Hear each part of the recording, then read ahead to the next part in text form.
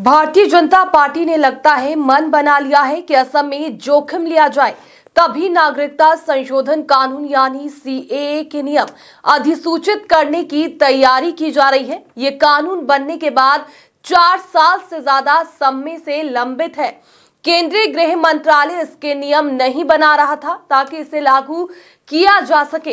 अब खबर है कि नियम बन गए हैं और इसी महीने उन्हें अधिसूचित किया जा सकता है।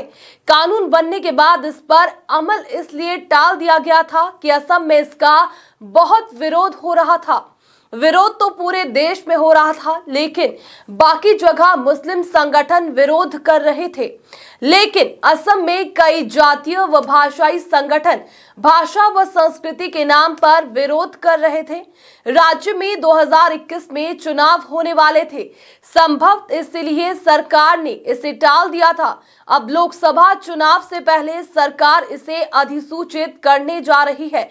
इससे ऐसा लग रहा है कि वे असम में जितना जोखिम देख रही है उससे ज्यादा फायदे की उम्मीद पश्चिम बंगाल और देश के दूसरे हिस्सों में है। बताया यह भी जा रहा है कि पाकिस्तान और अफगानिस्तान से आए 32,000 हिंदुओं और सिखों को इसका तत्काल फायदा मिलेगा। बांग्लादेश से आए बांग्ला भाषी हिंदुओं को भी इसका फायदा मिलेगा। हो सकता है कि असमी भाषी लोग इसका मुद्दा बनाएं, लेकिन बंगाल में भाजपा के लिए इससे सकारात्मक माहौल बन सकता है। अगर मुस्लिम संगठन इसका मुद्दा बनाते हैं और इसे राष्ट्रीय नागरिकता रजिस्टर एनआरसी से जोड़ा जाता है तो भाजपा इसका राजनीतिक लाभ ले सकती है। गौरतलब है कि पश्चिम बंगाल में भाजपा ने पिछली बार 18 लोकसभा सीटें जीती थी और इस बार अमित शाह ने 30 सीट जीतने का लक्ष्य तय किया है। नागरिकता संशोधन अधिनियम सीएए को आसान भाषा में समझे तो इस कानून के तहत भारत के 3 मुस्लिम पड़ोसी देश पाकिस्तान, अफगानिस्तान और बांग्लादेश से आए गैर मुस्लिम प्रवासी, इनमें भी 6 समुदाय हिंदू, ईसाई, सिख, जैन, बौद्ध और पारसी को भारत की नागरिकता देने के नियम को आसान बनाया गया है। नागरिकता संशोधन अधिनियम से पहले किसी भी व्यक्ति को भारत की नागरिकता हासिल करने के लिए कम से कम 11 साल तक इस देश में रहना जरूरी था।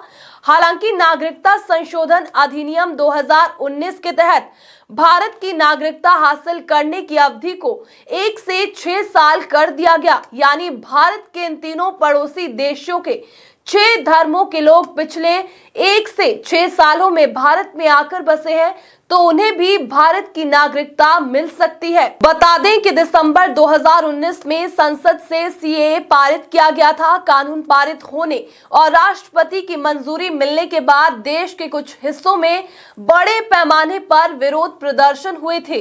गृह मंत्रालय की 2021-22 की वार्षिक रिपोर्ट के मुताबिक 1 अप्रैल 2021 से 31 दिसंबर 2021 तक पाकिस्तान, बांग्लादेश और अफगानिस्तान के इन गैर मुस्लिम अल्पसंख्यक समुदाय के कुल 1414 विदेशियों को भारतीय नागरिकता दी गई है। जिन 9 राज्यों में पाकिस्तान, बांग्लादेश और अफगानिस्तान के गैर मुस्लिम अल्पसंख्यकों को नागरिकता दी गई है वे गुजरात, राजस्थान, छत्तीसगढ़, हरियाणा, पंजाब, मध्य प्रदेश, उत्तर प्रदेश, दिल्ली और महाराष्ट्र है।